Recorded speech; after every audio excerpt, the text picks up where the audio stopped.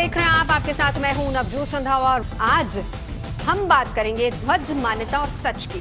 बात शुरू करने से पहले एक सवाल यह है कि मान्यता क्या है? शायद किसी चीज के सत्य या विद्यमान होने की धारणा मान्यता से जुड़ी है आज हमारे इस शो की बात, जो ओडिशा के पुरी में मौजूद जगन्नाथ मंदिर से शुरू होती है। दरअसल भगवान जगन्नाथ मंदिर का एक हैरान करने वाला वीडियो सामने आया है, सोशल मीडिया पर खूब वायरल हो रहा है, जिसमें बाज यानी कि गरुड़ जैसा एक पक्षी अपने पंजों में ध्वज पताका ले जाते हुए नजर आ रहा है, जिसके बाद से लोगों में श्रद्धा, रहस्य और डर का माहौल बना हुआ है। लोग इस घटना को रहस्यमयी और कई दृश्यों से देखने की कोशिश कर रहे हैं। अब क्योंकि जगन्नाथ मंदिर के ध्वज से जुड़ी कई मान्यताएं भी हैं, तो लोग अनहोनी की आशंका जता रहे हैं कि कहीं फिर से कुछ गलत ना हो जाए, क्योंकि पिछली बार जब बिजली गिरने से ध्वज में आग लगी थी तो माना यह जाता है कि कोरोना आया था। हालांकि सनातनी परंपरा में मंदिरों से जुड़ी कई मान्यताएं और धारणाएं अस्तित्व में हैं। यहां तक पशु पक्षियों से जुड़ी कई धार्मिक मान्यताएं, जिसमें शकुन अपशकुन में भी चर्चा होती है। तो ऐसे में सवाल यह है कि शकुन अपशकुन, शुभ अशुभ मान्यताओं, धारणाओं और शंकाओं कुशंकाओं का क्या औचित्य है? क्या इन्हें सही ठहराया जा सकता है या फिर ये सिर्फ संयोग है? इन सब सवालों के बीच आज हम चर्चा करेंगे। खास मेहमान हमारे साथ होंगे, लेकिन उससे पहले आपको ये रिपोर्ट दिखाते हैं।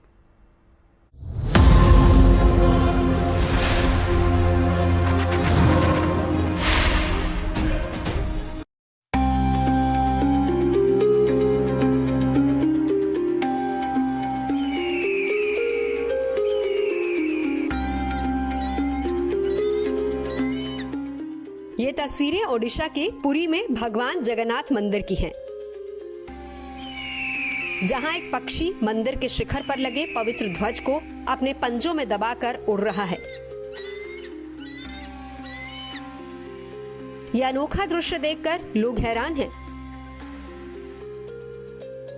ये तस्वीरें सोशल मीडिया पर वायरल हो रही हैं। दरअसल लोगों का मानना है कि पवित्र ध्वज को लेकर उड़ रहा ये पक्षी कोई और नहीं बल्कि बाज यानी कि गरुड़ है।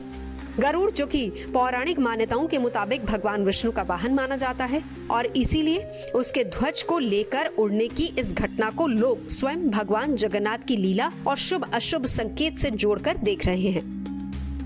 गरुड़ का ध्वज लेकर जगन्नाथ मंदिर की परिक्रमा करना ये अपने आप में एक विशेष सूचना है।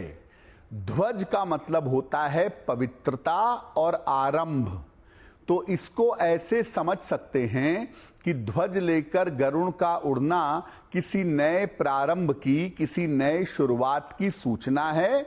और साथ ही साथ चूंकि गरुड़ मान्यताओं के हिसाब से एक पवित्र पक्षी माना जाता है, इसलिए ऐसा मानना चाहिए कि जो नई शुरुआत होगी वो भक्तों के लिए, लोगों के लिए कल्याणकारी होगी।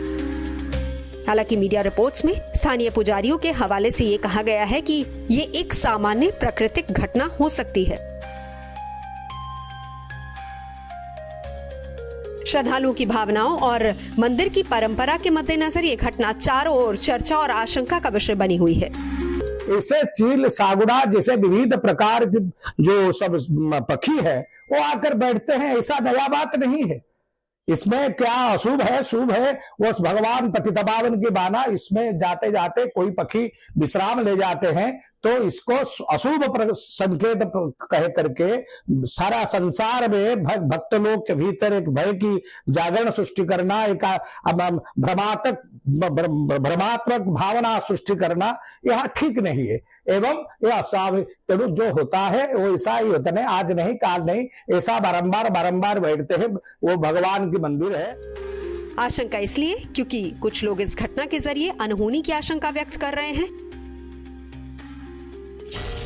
उनका मानना है कि इससे पहले साल 2020 में आकाशीय बिजली के चमकने की वजह से मंदिर के ध्वज में आग लग गई थी और उसके ठीक बाद कोरोना महामारी से पूरी दुनिया में तबाही मची, जिसकी वजह ध्वज का नष्ट होना माना जाने लगा।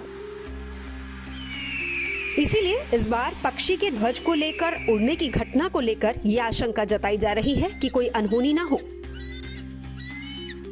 इसके पीछे पुरी जगन्नाथ के ध्वज से जुड़ी मान्यताएं भी है। मंदिर परंपरा के मुताबिक जगन्नाथ मंदिर के ध्वज की सबसे खास बात यह है कि हवा की दिशा कुछ भी हो, लेकिन ध्वज हमेशा एक ही दिशा में लहराता है। मंदिर का ध्वज हर दिन विशेष विधि से बदला जाता है। मान्यता ये भी है कि अगर किसी दिन ध्वज न बदला गया तो मंदिर बंद हो सकता है, और अगर मंदिर के कपाट जबरन खोले गए तो प्रलय आ सकती है।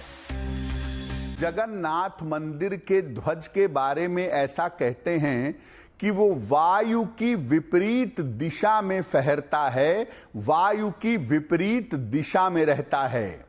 और इसका कारण है कि मंदिर निर्माण के समय चुंबकीय गुणों को और मंदिर के पास के समुद्र की तरंगों को समझ करके ऐसा स्थान चुना गया ध्वज लगाने के लिए जहां से ध्वज एक अलग तरह की तरंग पैदा कर सके। इसीलिए सामान्य मंदिरों के ध्वज वायु की दिशा में फहरते हैं, जबकि जगन्नाथ मंदिर का ध्वज वायु की विपरीत दिशा में फहरता है। ऐसे में अगर गरुड़ जैसा कोई पक्षी अगर इस विशिष्ट ध्वज को लेकर उड़ गया तो जाहिर सी बात है कि आशंका का जन्म लेना स्वाभाविक है। सिर्फ जगन्नाथ मंदिर से जुड़ी आशंकाएं ही नहीं, इससे पहले कई ऐसे मंदिर हैं जिनसे जुड़ी घटनाओं ने किसी न किसी धारणा या मान्यता को अहम बना दिया। जैसे कि 2013 में आई केदारनाथ आपदा उत्तराखंड की धारी देवी मंदिर से जुड़ी थी। धारी देवी को चारों धामों की रक्षक माना जाता है।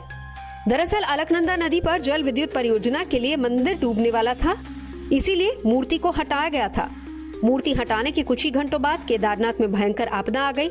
इस आपदा को श्रद्धालु ने मां धारी देवी का क्रोध माना। वहीं हिमाचल प्रदेश के कांगड़ा जिले में स्थित ब्रजेश्वरी मंदिर में, जो कि 51 शक्तिपीठों में से एक है, भूकंप जैसी तबाही के बावजूद आज भी सुरक्षित है। मान्यता है कि माता रानी की शक्ति के चलते ही ये मंदिर किसी तरह की तबाही से बचा हुआ है। हिमाचल की मंडी में मौजूद पंचवक्त्र मंदिर के बारे में भी मान्यता है कि साल 2023 में तबाही और जल प्रलय के बावजूद विशाल पंचमुखी महादेव की कृपा से मंदिर को आंच तक नहीं आई। रिलीजियस स्पेस में जैसे गरुड़ कहे जाने वाले इस पक्षी के ध्वज लेकर उड़ जाने को लेकर शगुन अपशगुन की बातें हो रही हैं। इसी तरह कई पक्षी और जानवर हैं जिनसे जुड़ी शुभ और अशुभ धारणाएं आम जन के मन में हमेशा से रहती हैं। मसलन कौआ, उल्लू, कबूतर जैसे पक्षियों और गाय, बिल्ली, कुत्ता, घोड़ा और हाथी जैसे कई जानवर हैं जिनसे जुड़ी शगुन और अपशगुन सनातनी परंपराओं का हिस्सा है। जाहिर है कि ऐसे शगुन, अपशगुन और उनसे जुड़ी अलग अलग मान्यताएं सदियों से चली आ रही परंपरा का हिस्सा हैं, जिनके प्रति लोगों की आस्था भी है, जिससे लोगों का भावनात्मक जुड़ाव भी है। लेकिन सवाल ये है कि ऐसे में इन्हें सिर्फ संयोग या फिर अंधविश्वास कहा जाए या फिर आसानी से नकारा या स्वीकार किया जाए। Bureau report, good news today. तो ध्वज मान्यता और सच इसी पर चर्चा करेंगे, लेकिन उससे पहले आपको पुरी के स्वामी वेद प्रकाश मिश्रा जी की बात सुनवाते हैं। वास्तु एक्सपर्ट भी हैं, उनका इस घटना को लेकर क्या कहना है, क्या है मान्यता, एक बार सुन लेते हैं। देखिए, हमारे यहाँ शास्त्रों में कहा गया है कि ज्ञानम च तत् मनुष्याणाम व्यक्तेषां मृग पक्षिणाम मनुष्याणाम चेतेषाम तुल्य मनदथो भयो हो।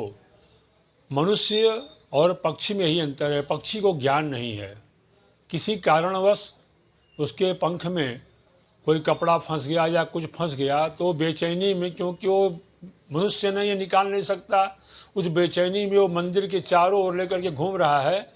इसको लोगों ने दूसरे उससे जोड़ दिया है कि कोई अनहोनी घटना, ऐसी कोई अनहोनी घटना इससे नहीं घटी, क्योंकि हमारे शास्त्रों में ऐसा कोई प्रमाण नहीं है कि कोई पक्षी अगर मंदिर की परिक्रमा करे कोई कपड़ा लेकर के तो उससे कोई अनहोनी हो जाए। ऐसा कुछ नहीं है, एक स्वाभाविक क्रिया है।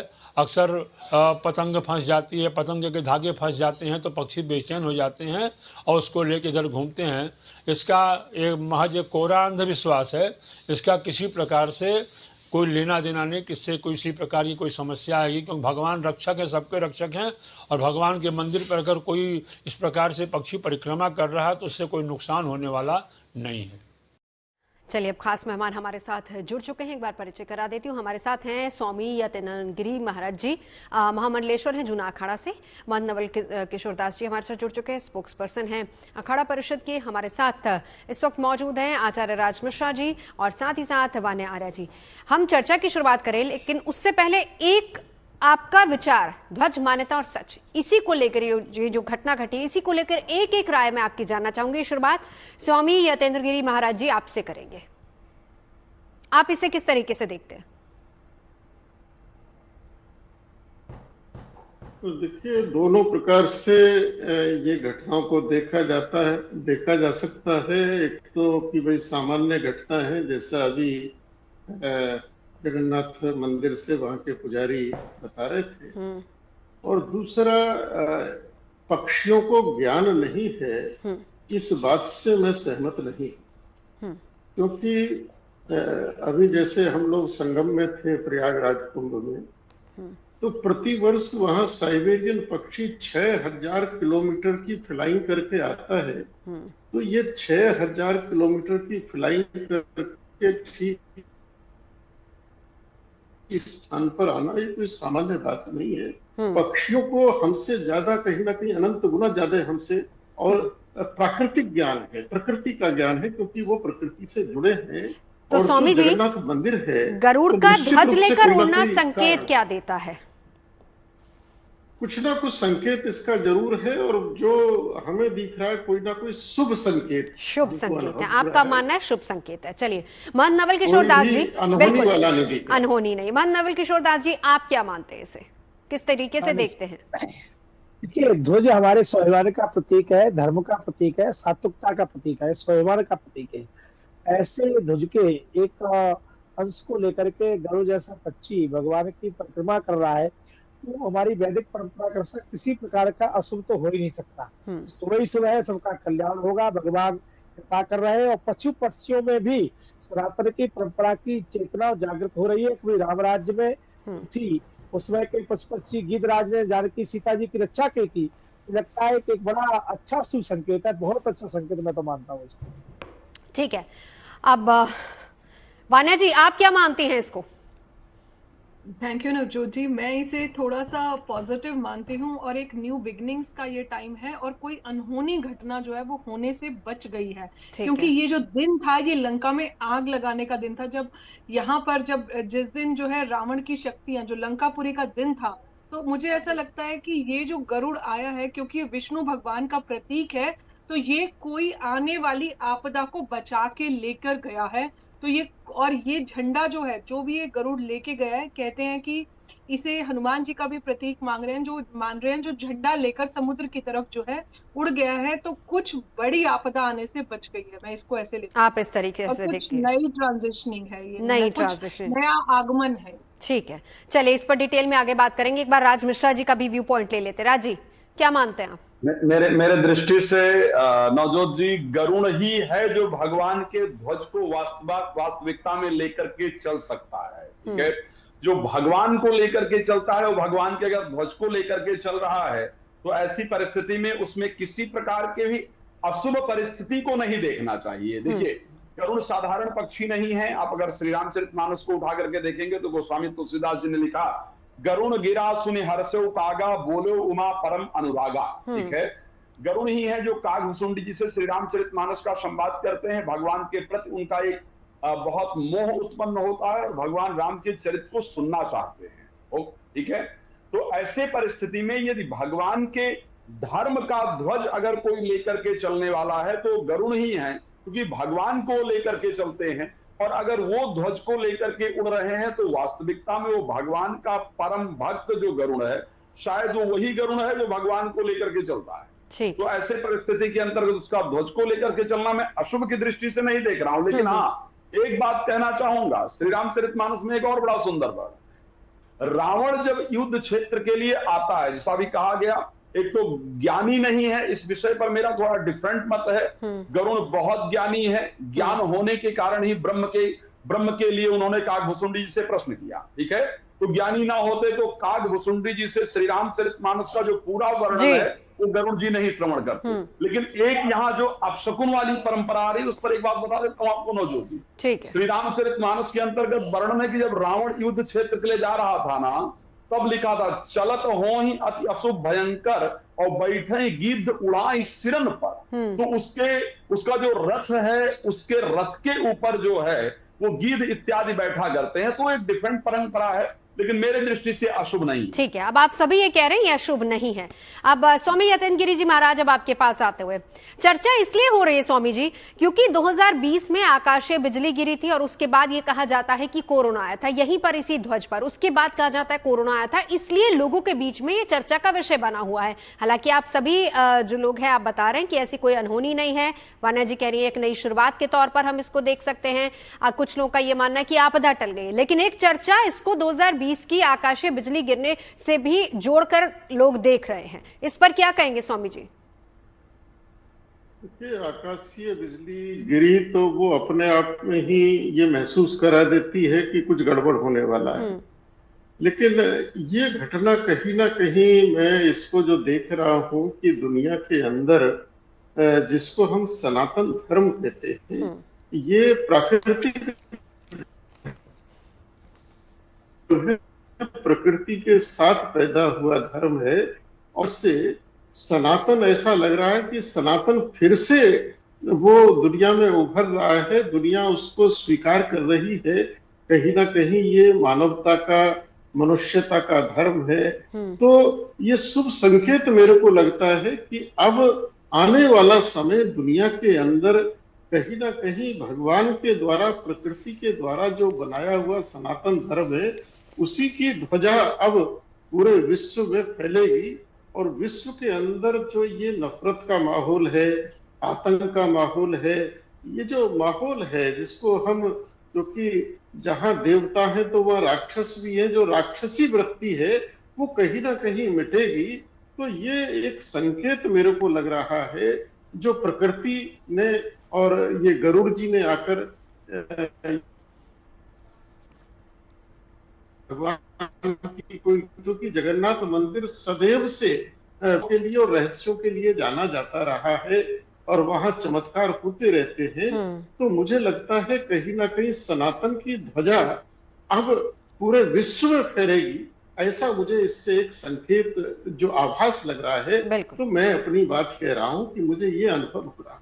ठीक है, आपने एक और बात का जिक्र यहां पर किया कि रहस्य बहुत ज्यादा है इसके साथ। अब नवल किशोर जी आपके पास आते हुए एक रहस्य की बात करेंगे कि हवा की विपरीत दिशा में ही हमेशा ध्वज लहराता है, ये मान्यता भी है। और खास तौर पर अगर हम पुरी जगन्नाथ मंदिर की बात करें जिसका ध्वज हर दिन बदला जाता है, मान्यता ये भी है कि अगर एक दिन मिस भी हो जाए तो 18 साल तक मंदिर को बंद करना पड़ेगा। इस तरह की बहुत सारी मान्यताएं हैं। देखिए बहन, उस समय ध्वज जला था, अब ध्वज गरुड़ लेके चला है, तो जलना तो अशुभ था, पर गरुड़ जी अपने पंजों में लेकर के ध्वज लेके चल रहे हैं। हनुमान जी का प्रतीक होता है ध्वज।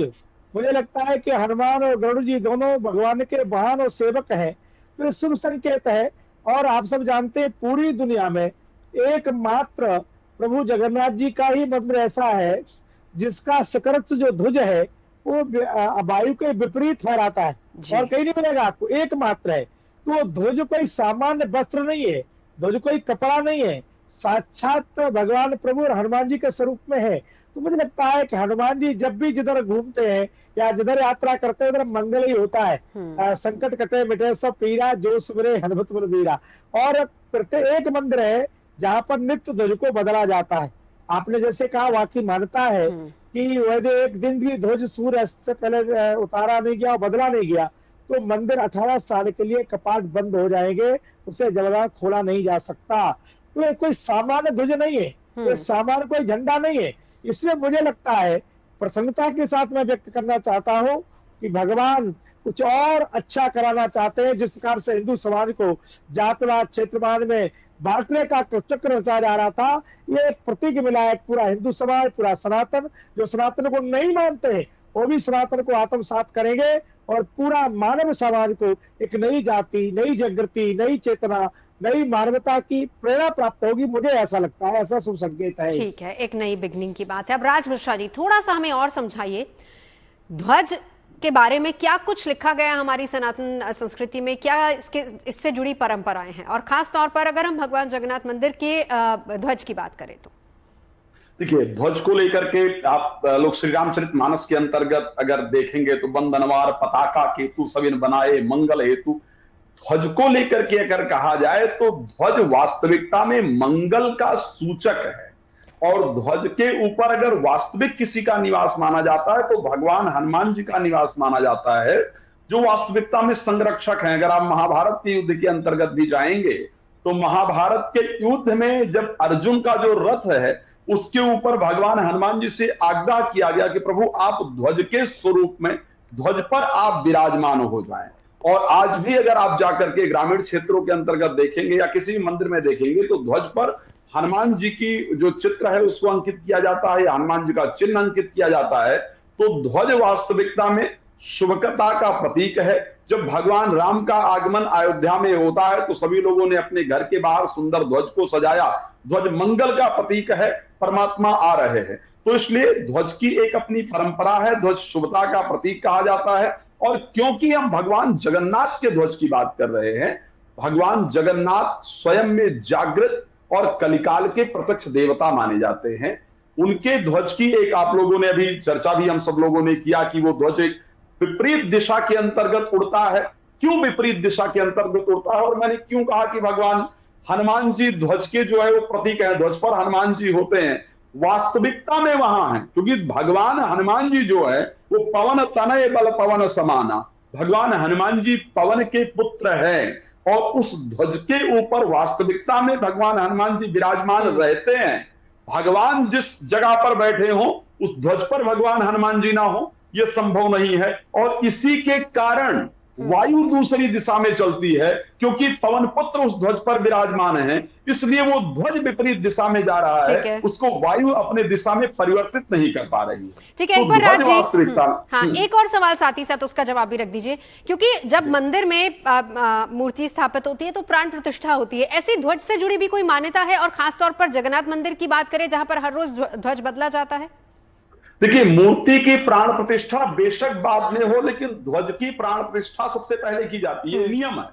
मूर्ति की प्राण प्रतिष्ठा बाद में की जाती है और कोई भी मंदिर हो, लेकिन वहां पर जो ध्वज है, क्योंकि वो ध्वज हनुमान जी का स्वरूप है और वो एक सुरक्षा गार्ड की तरह देखा जाता है। जैसे हम लोगों के घरों के अंतर्गत भी है, हमारे घरों में पूरे वर्ष जो है वो भगवान सत्यनारायण की कथा इत्यादि की जाती है। वर्ष का जब अंत मतलब एक पूर्णमासी को, स्पेशली गुरु पूर्णिमा इत्यादि को, ब्राह्मणों को बुलाकर यज्ञ करा करके सबसे पहले भगवान हनुमान जी का आवाहन करके और ध्वज की बाकायदा प्राण प्रतिष्ठा की जाती है और ध्वज की प्राण प्रतिष्ठा करके और उसको बाकायदा लगाया जाता है। जिस प्रकार बाकी मूर्तियों की प्राण प्रतिष्ठा होती है, देवताओं का आवाहन होता है, उससे थोड़ा सा डिफरेंट। उसी प्रकार से वाश ध्वज के लिए एक बड़ी सुंदर परंपरा है। अगर आप ग्रामीण क्षेत्र के अंतर्गत जाएंगे तो ध्वज के अंतर्गत और मंदिरों में भी जनरली जहां ध्वज जमीन के अंतर्गत गड़ा हुआ है वहां पर एक नियम होता है कि ध्वज के लिए बिल्कुल हरा बांस लेकर के आना चाहिए और उस बांस को कोई लांघता नहीं है, बाकायदा उसको स्नान इत्यादि कराया जाता है, उसका पूजन कराया जाता है और यज्ञ से पहले उस ध्वज पर भगवान हनुमान जी का करके और उनको प्राण प्रतिष्ठित किया जाता है। तो ध्वज को वास्तविकता में एक भगवान के चिन्ह के रूप में देखा जाता है, ध्वज को स्वयं परमात्मा ही माना जाता है। ठीक है, एक बार वान्या जी आपके पास आते हुए, वान्या जी जब हम किसी भी धार्मिक स्थल पर होते हैं, चाहे वो किसी भी धर्म से जुड़ा हुआ हो, वो एक बहुत पवित्र जगह मानी जाती है। क्या उनसे वहां से जुड़े कोई अपशगुन हो सकते हैं? क्या उस जगह पर जहां पर माना जाता है कि साक्षात भगवान विराजमान होते हैं, क्या वहां पर कोई अपशगुन होते हैं? क्योंकि यहां पर लोगों के मन में इसको लेकर सवाल भी उठ रहे हैं कि कुछ अनहोनी हो सकती है। देखिए, जो मंदिरों का जो ऑरा होता है, जो एनर्जी होती है, कहते हैं वहां पर साक्षात देवी देवताओं का वास होता है, तो वो अपने आप में एक कवच होता है, एक शील्डिंग होती है। तभी लोग जो हैं वो मंदिर जाते हैं, देवी देवताओं के दर्शन करते हैं ताकि वो कुछ पॉजिटिव एनर्जी ले सके। ध्वज जो होता है एक मंदिर की प्रोटेक्शन का काम करता है। ध्वज को हम एस्ट्रोलॉजी में मंगल से भी देखते हैं और जो है हम इसे केतु से भी देखते हैं। ये साल जो है, ये साल भी मंगल का ही साल है और कहीं ना कहीं साक्षात भगवान जगन्नाथ जी उस ध्वज में विराजमान हैं। और ये जो गरुड़ है ये भगवान विष्णु का जो है वाहन होता है। तो हम अगर यहाँ पर अगर देखते हैं तो जो बर्ड्स होते हैं, जो एनिमल्स होते हैं, इनको नेचर सेंस जो होती है बहुत अच्छी होती है। तो पहले से ही ये फोरकास्ट कर लेते हैं कोई भी घटना है, जैसे एक मृत्यु भी होने वाली होती है तो एक कहते हैं कि एक जानवर को पहले से ही आभास हो जाता है, क्योंकि उसका जो सेंस ऑफ, जो सिक्स सेंस ऑर्गन है, सेंस ऑफ स्मेल, वो बहुत ज्यादा स्ट्रांग होता है। तो कहीं ना कहीं मुझे ऐसा लगता है कि वो गरुड़ को अगर पहले से कुछ फोरकास्टिंग हुई है कि कुछ अनहोनी होने वाली थी, तो वो अपने आप में उसने जो है इस चीज को एक प्रोटेक्शन दी है। दूसरी बात, भगवान जगन्नाथ का जो मंदिर है अपने आप में 800 साल से ये जो ध्वज है ये जब रोज बदल रहा है, 20 फीट का ये जो है त्रिकोण इसका वर्ण है, 800 साल से अगर एक सेम इंसिडेंस हो रहा है, 45वीं मंजिल बहुत बड़ी चीज होती है अपने आप में। इसके लिए एक स्पेशल ट्रेनिंग दी जाती है कि कैसे ये चढ़ना है। तो कहीं ना कहीं वो ध्वज में अगर इतना सब उस ध्वज के लिए किया जा रहा है तो मतलब कुछ ना कुछ उस ध्वज में बहुत ज्यादा स्पेशल है, तभी उस पर इतने सारे जो है मेजर्स लिए जाते हैं, तभी वो जो है विंड के ऑपोजिट डायरेक्शन में उड़ता है। इस चीज पर तो साइंस भी अभी तक कुछ कुछ नहीं कह पाई है। तो कहीं ना कहीं वो अपने आप में एक बहुत पावरफुल मिस्ट्री है। तो मुझे ऐसा लगता है कि वो कुछ भी वहां पर वो एक प्रोटेक्शन का काम करती है उस मंदिर की, तो उस ध्वज से। और जो गरुड़ है, अब इससे पहले आज ऐसा नहीं हुआ, वो पहले भी गरुड़ जो है वहां भगवान जगन्नाथ के फूल लेके चला जाता था, भगवान जगन्नाथ की तुलसी की माला उठा के भी लेके जाता था, बट ऐसा तो नहीं हुआ कि कुछ अपशकुन हुआ। हाँ। और वो उसके आसपास ही तो घूम रहा है, उसके आसपास परिक्रमा ही तो कर रहा है। बिल्कुल, जगन्नाथ मंदिर के ऊपर लगे ध्वज को जिस तरीके से गरुड़ वहां से ले उड़ा, इसको लेकर चर्चाएं बहुत ज्यादा हो रही हैं। क्या ये शुभ है या अशुभ है? तमाम खास मेहमान हमारे साथ मौजूद हैं और उन सभी का ये मानना है कि इसको शुभ संकेत माना जा सकता है और ये एक पॉजिटिव और नई बिगनिंग के तौर पर भी इसको देखा जा सकता है।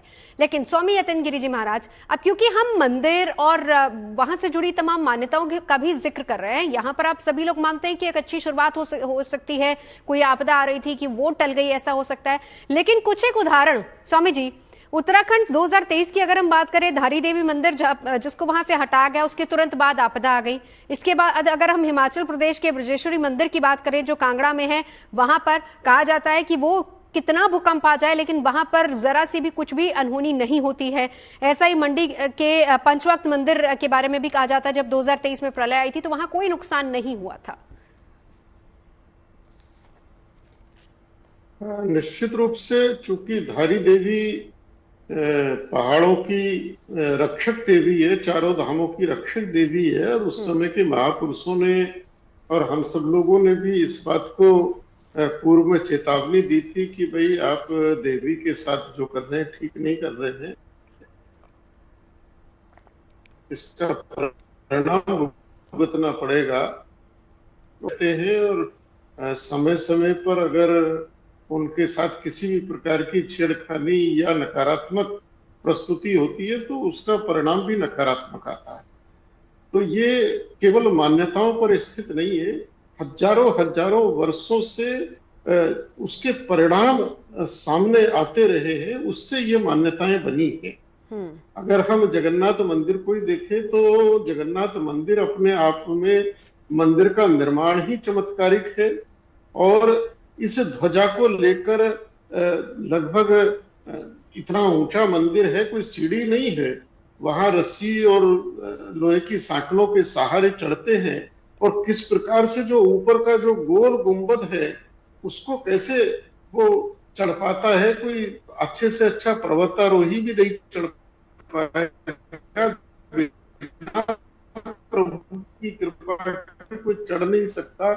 और जगन्नाथ जी के मंदिर में तो प्राण प्रतिष्ठा भी एक निश्चित समय के बाद समुद्र में लकड़ी आएंगी, फिर उस लकड़ी के विग्रह बनेंगे, ये सब।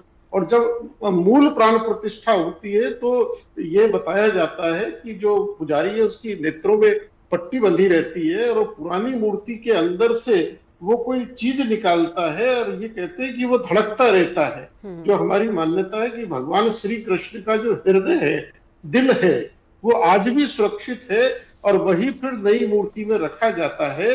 और वो पुजारी उस बात को कहते हैं, वो दौड़ कर जाते हैं, उसमें से निकालते हैं, फिर उसमें रखते हैं।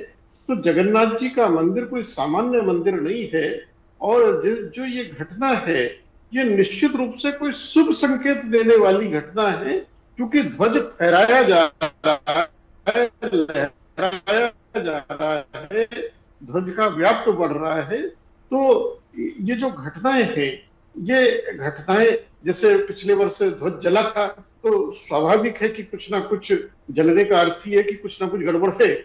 तो इस बार की भी जो घटना है, ये हम लोग इसको सहज भाव से हर कोई ये अनुभव कर रहा है, प्रसन्नता का अनुभव कर रहा है और शुभ संकेत का अनुभव हर कोई कर रहा है।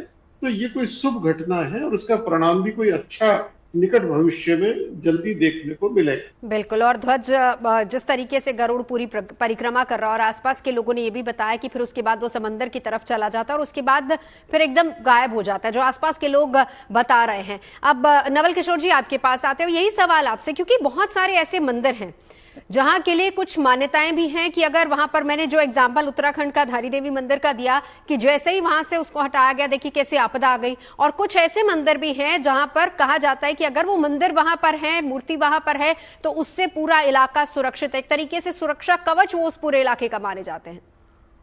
मूर्ति हमारी आस्था का केंद्र बिंदु है।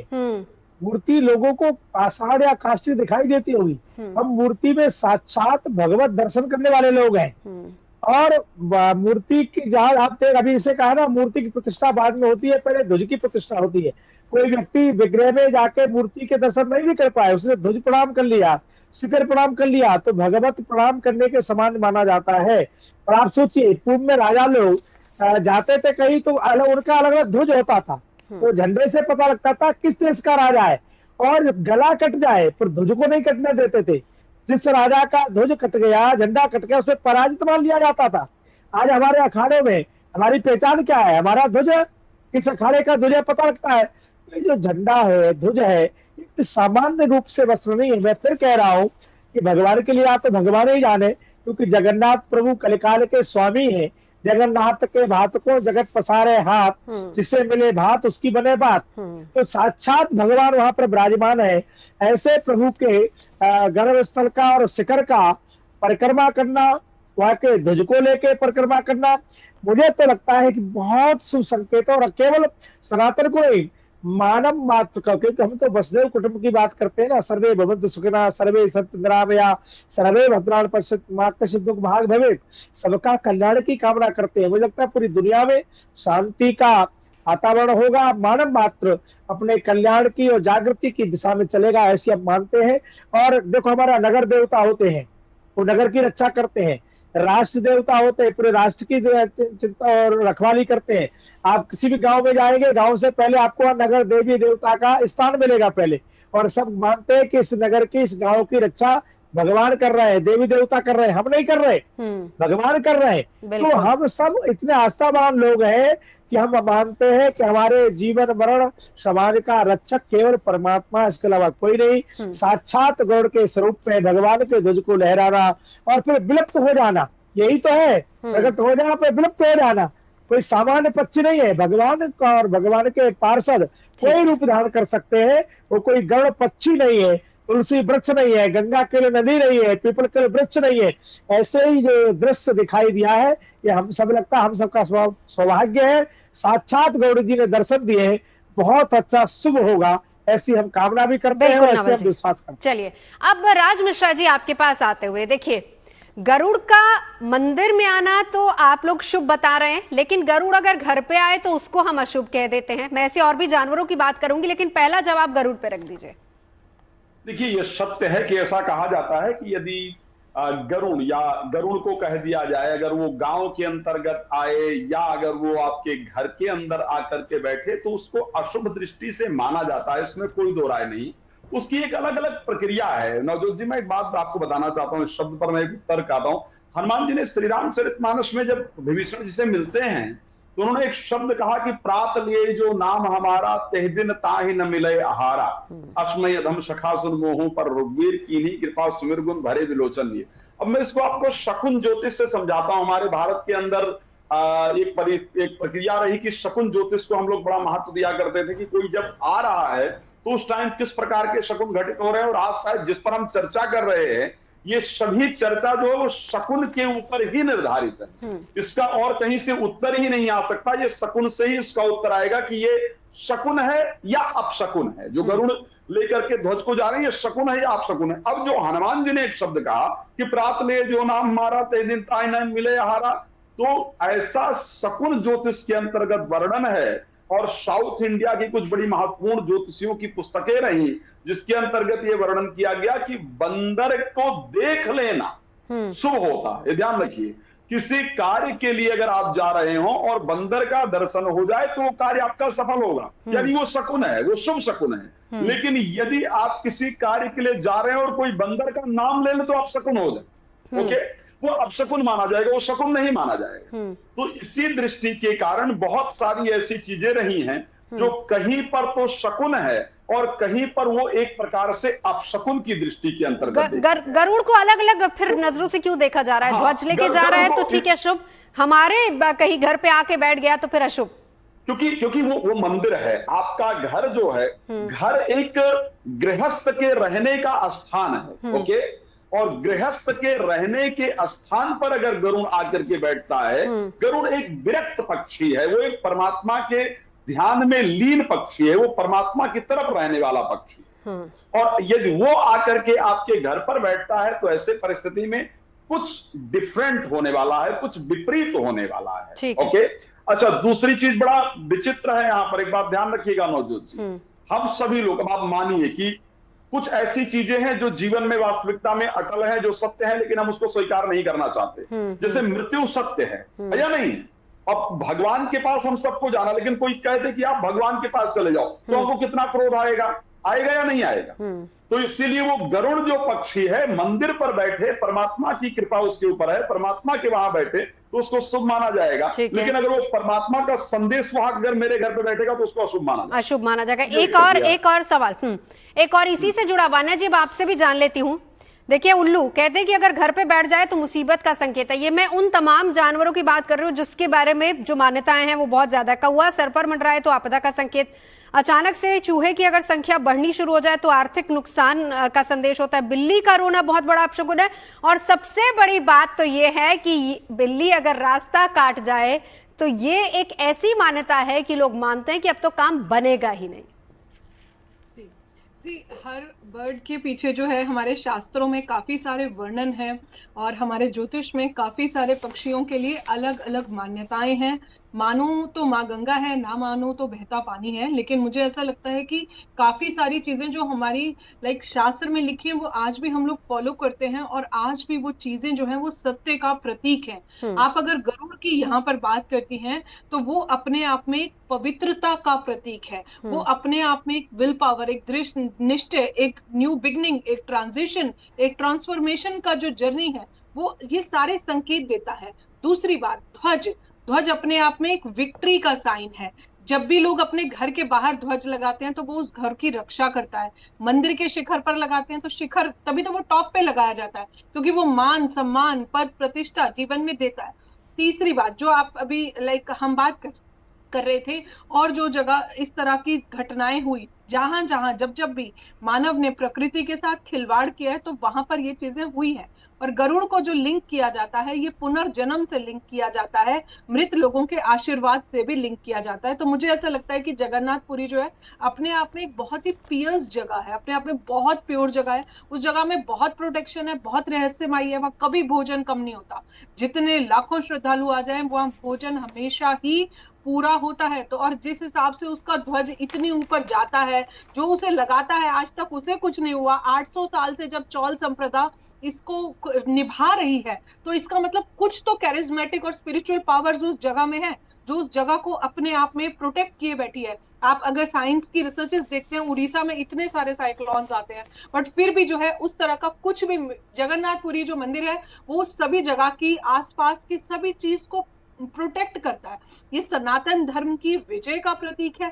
सनातन का धर्म का डंका जो है वो पूरे विश्व में जो है फैलेगा और कहीं ना कहीं ये अपने आप में एक ऐसा पॉजिटिव इंडिकेशन है जो वो ध्वजा को लहरा रहा है, तो वो आप एनर्जी भी देखेंगे उस चीज की, अगर आप वाइब्रेशन भी देखेंगे। कोई और बर्ड होता, अगर कोई और पक्षी होता, जैसे अभी आप इतने सारे पक्षी बता रहे थे, आप बिल्कुल ठीक बोल रहे हो कि शास्त्रों में हर पक्षी के लिए एक अलग अलग मान्यता है। हर पक्षी को एक देवी देवता का वाहन, ग्रह और ग्रहों से लिंक किया गया है। लेकिन ये अगर कोई और पक्षी होता तो शायद मान्यताएं अलग होती। लेकिन यहाँ पर अगर ये गरुड़ है तो ये विष्णु जी का प्रतीक है, और ये अपने आप में कुछ नया संकेत, कुछ नई बिगनिंग्स अपने आप में लेके आएगा। और भगवान जगन्नाथ जैसे सालों से सबकी रक्षा करते आए हैं, कलयुग के अवतार हैं, तो मुझे लगता है कि आगे भी वो हमारी रक्षा ही करेंगे। बिल्कुल। स्वामी यतीनानंद जी महाराज, अब आपके पास आते हुए अब मैं जरा उन पशु पक्षियों की भी बात करूंगी जिनके बारे में हमारे शास्त्रों में बहुत पॉजिटिव लिखा गया। जैसे हम गाय की बात करें, कहते हैं कि अगर आप घर से निकलते हैं और आपको गाय दिख जाए तो बहुत शुभ मानी जाती है। घोड़ा अगर दौड़ता हुआ दिख जाए तो इसका मतलब आप के कार्य बन जाएंगे, ऐसे योग बनते हैं। मोर अगर नाचता हुआ दिख जाए तो मतलब कर्ज से मुक्ति हो सकती है। अगर कुत्ता मुंह में रोटी दबाए हुए दिख जाए, ऐसा माना जाता है तो आपकी यात्रा सफल होगी। हाथी के बारे में कहा जाता है कि अगर दिख जाए तो संतान प्राप्ति के योग होते। ये कितना सही होता है, और इसके बारे में महाराज जी हमारे शास्त्रों में कुछ लिखा गया है ऐसे, या फिर ये मान्यताएं हैं केवल इंसान की बनाई हुई?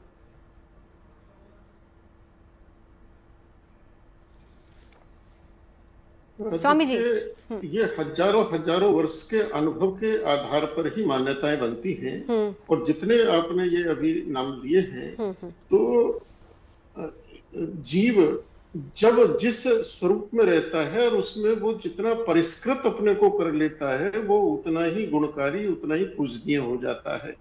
जब पशु पक्षी के रूप में कोई जीव परिष्कृत होकर गाय, घोड़ा, हाथी इस स्वरूप में आता है, पूजनीय हो जाता है और गुणकारी हो जाता है। तो वनस्पति के रूप में जब वो पीपल, बरगद, तुलसी के रूप में अपने को परिष्कृत कर लेता है, तो वह गुणकारी और लाभदायक हो जाता है। मनुष्य रूप में भी जब वो कोई बहुत अच्छा साइंटिस्ट हो जाए, बहुत अच्छा सृजनकार हो जाए, योगी हो जाए,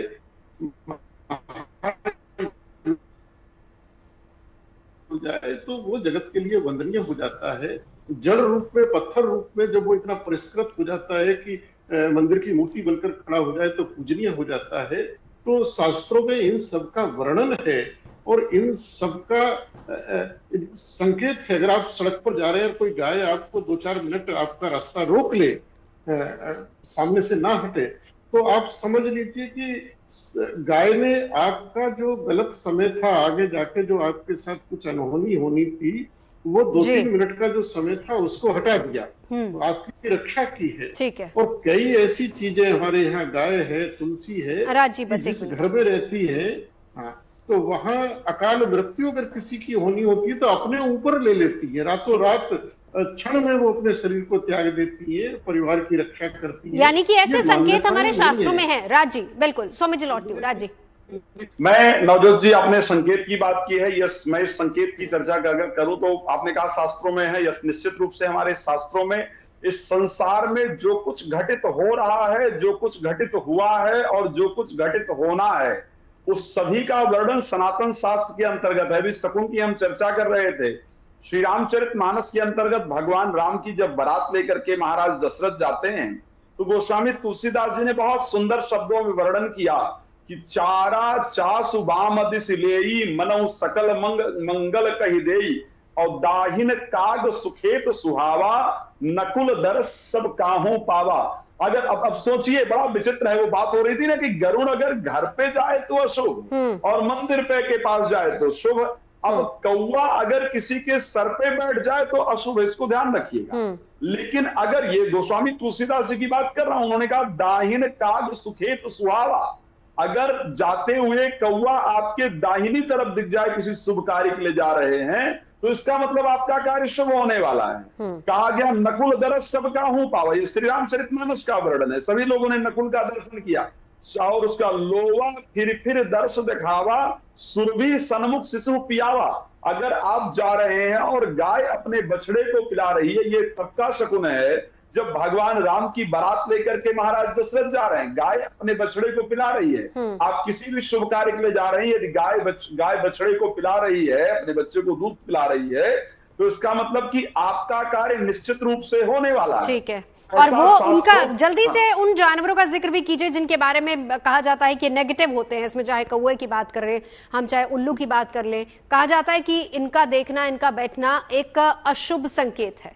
एक बात मैं नवजोत जी आपको कहना चाहूंगा, हमारे जो मनीषी रहे हैं, जो हमारे ऋषि मुनि रहे हैं ना, वो वास्तविकता में इस प्रकार से उनका ज्ञान जो रहा है वो रहा है कि भाई सभी को बहुत इजीली समझ आए। अब आप एक बात सोचिएगा, कौवा का मैंने भी कहा ना कि दाहिन काग सुखेत सुहावा, वहां पर कौए को अशुभ नहीं कहा गया है श्री रामचरितमानस में, कौए को शुभ कहा गया है। अगर वो दिख रहा है वो दाहिने तरफ है, लेकिन अब अगर कौवा सर पे बैठ जाए तो उसको अशुभ कहा गया है। अब उसका थोड़ा लॉजिक समझिएगा, कौवा का जो रहन सहन का तरीका है, जो खान पान का तरीका, कौवा विष्टा ग्रहण करता है ना, गंदगी को ग्रहण करता है। ठीक है। अब अगर उसके शरीर के अंदर गंदगी लगी और आपके सर पे बैठ जाएगा तो आप तो अशुद्ध हो गए ना। ठीक है। तो इसलिए उन्होंने इसको इसलिए धर्म से जोड़ दिया, शकुन अपशकुन से कनेक्ट कर दिया, ताकि जो साइंस का आदमी है, एजुकेटेड व्यक्ति है, वो ये समझ ले कि भाई इससे गंदगी है तो मुझे नहाना चाहिए, ये अशुभ हुआ है। ठीक है, ठीक है। चलिए जो व्यक्ति नहीं पढ़ा लिखा है वो जी बिल्कुल, वक्त की कमी है। आप तमाम लोग यहाँ पर पहुंचे, चर्चा के लिए बहुत बहुत शुक्रिया। तो कुल मिलाकर हमारे तमाम खास मेहमानों का यही मानना है कि गरुड़ का ध्वज लेके जाना कहीं ना कहीं एक पॉजिटिव संकेत है, एक न्यू बिगनिंग का संकेत देखा जा सकता है। फिलहाल यहाँ रुकेंगे एक ब्रेक के लिए। आप